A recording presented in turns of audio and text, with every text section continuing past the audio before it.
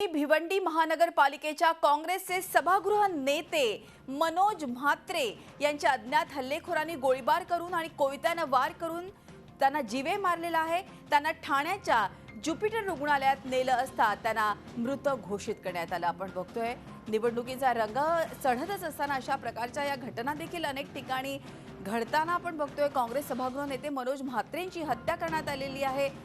एका अज्ञात इसमानं ही हत्या केली आहे। कविता, आपण बघतोय की ज्युपिटर रुग्णालयात आता त्यांना मृत घोषित करण्यात आलाय। काय कळतं या बातमीविषयी सविस्तर?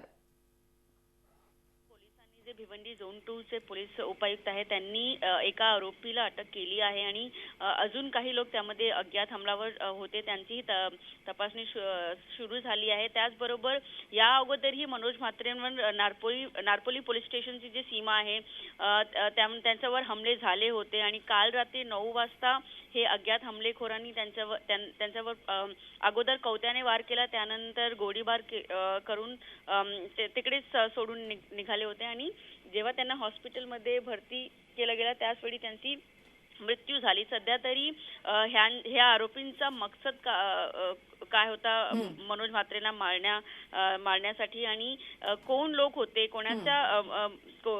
कोणी पार्टीचे लोक होते किंवा काही त्यांची दुश्मनी होती, असाही एक अँगल जे पोलीस तपासात सुरू झाला आहे। निश्चित कपिल या संदर्भात कविता या संदर्भात अधिक अपडेट्स आपल्याकडून घेत राहू। धन्यवाद ही माहिती दिल्याबद्दल।